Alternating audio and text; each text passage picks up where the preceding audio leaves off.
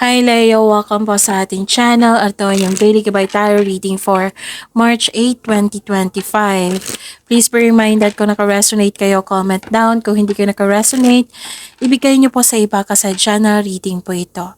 This is for you, Leo, ngayong March 8, 2025.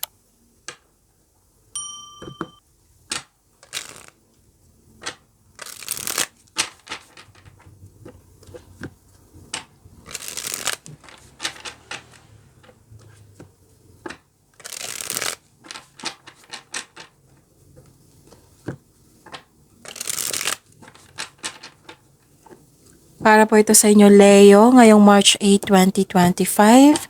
Maraming salamat po sa inyong patuloy na suporta at maraming salamat din po sa mga hindi nag-skip ng ads. Gamitin ang reading na ito bilang gabay lamang sa mga hindi po nag-subscribe. Subscribe na po kayo at click bell notification para malaman nyo na may bago tayong video. Para sa mga gustong magpa-reading po, may lumabas dyan sa screen nyo ngayon. Panoorin nyo po at sundin ang instruction. Spirits Guide, mga ganap po para kay Leo ngayong March 8, 2025. I need 3 cards po.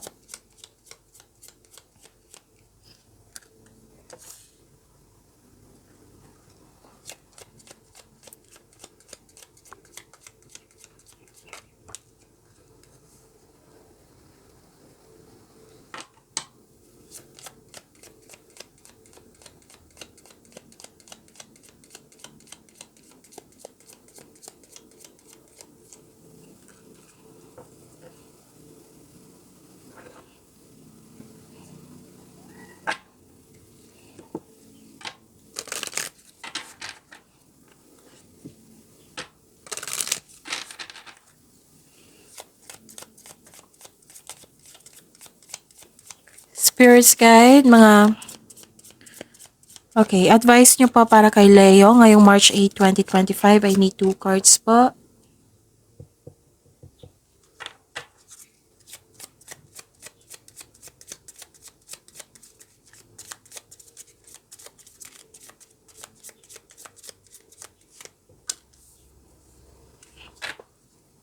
Okay, Leo.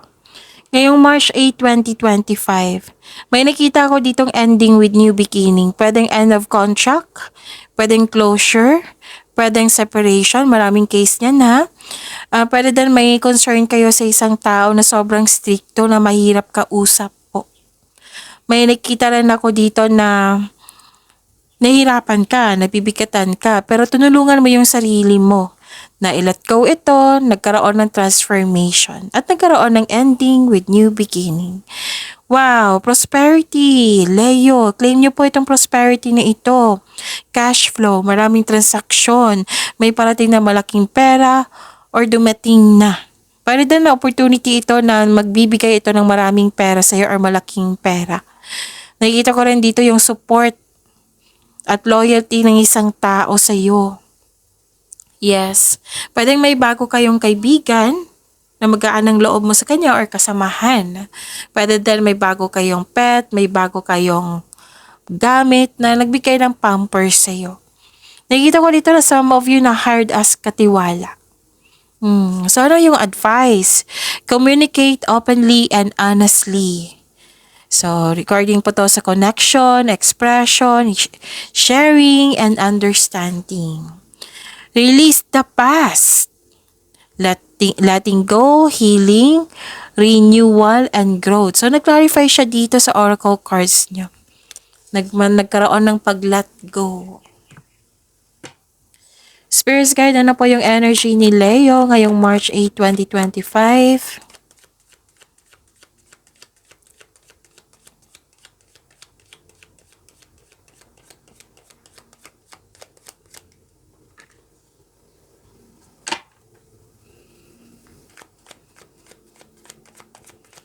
The clarification of this card po.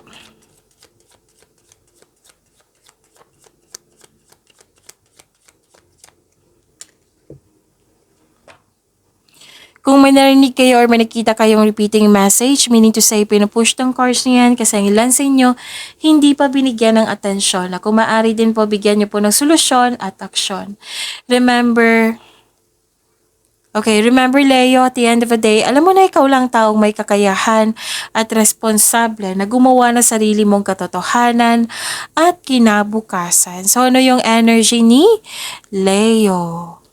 Nakikita ko dito na nagkaroon po ng disconnection from your intuition. Oo, makinig po daw kayo sa inyong intuition. Tapos, stop overthinking kasi nag-overthink kayo dito, nag-overanalyze din. Instead na magkaroon ng tiwala sa inyong sarili, nagre-rely kayo sa guidance sa opinion ng iba. Pwede din na naapektuhan kayo sa mga sinasabi ng ibang tao. So makinig kayo sa inyong intuition ha. Kasi may nangyari po daw na hindi nyo pa alam. Or pwedeng nangyari na alam mo pero iniiwasan mo. Okay, what is this? Okay. Nakikita ko dito na nagkaroon po ng disbalance. Parang may pinipilit ka dito or tinutulak, pushing for results.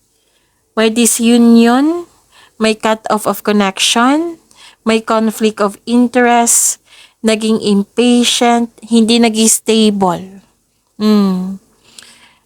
Disbalance, unfair treatment sa isang tao, pwede din problema to sa kaperahan, pwede din nag-struggle ka sa changes dahil nag-look back po kayo sa nakaraan. So, ang advice ng card niyo po dito na try to look at what you need now in the present. Don't worry kasi you are guided to find peace. Spirit's Guide, Career and Money po ni Leo ngayong March 8, 2025.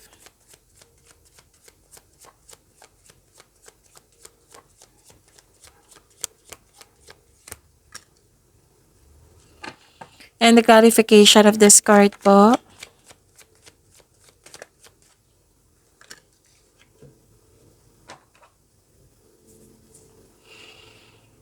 Sa career and money niyo po, Leo.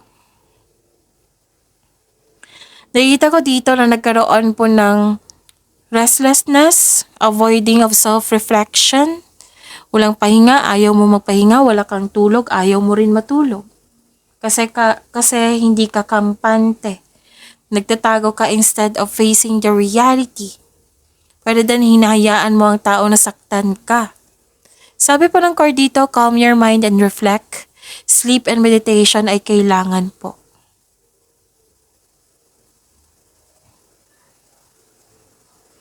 May nakita ko dito na naging workaholic ka, sobra sa trabaho.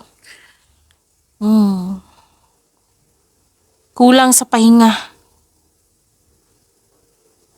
Pwede din nagtitiis ka sa isang tao na very toxic po. May controlling person. So, pwede tong obsessions, pwedeng change, yung na parang nakatali ka sa isang bagay, sa isang sitwasyon, sa isang tao. Pwede na may concern sa materialism.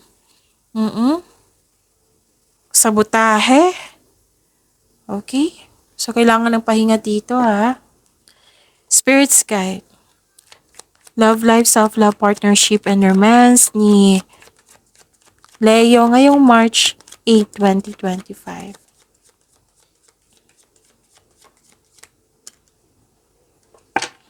And the clarification of this card po.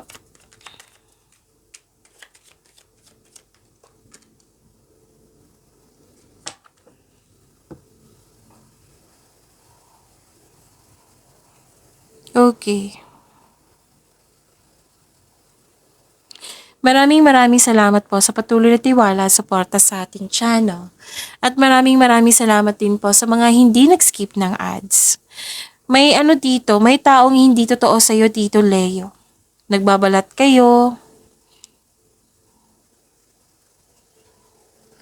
Nag-spy siya, nag-o-observe siya sa'yo. May tao ditong hindi madaling kausap, matigas ang ulo, which is lumabas dito sa oracle cards nyo to. Lumabas din sa tarot cards nyo po. Huwag po daw kayo maniwala agad sa chismis. Alamin nyo muna kung totoo ba yan or hindi. Okay?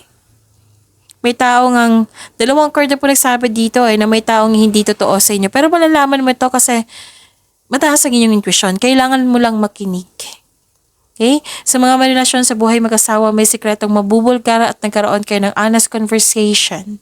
Sa mga single po, maaaring may malaman ka sikreto mula sa inyong close friend, manliligaw. So, pag-imanin niyo po yung blessings sa binigay sa inyo, Leo. See you tomorrow. Please like, subscribe, and click the button for notification para updated po kayo sa daily tarot reading natin. Maraming salamat po.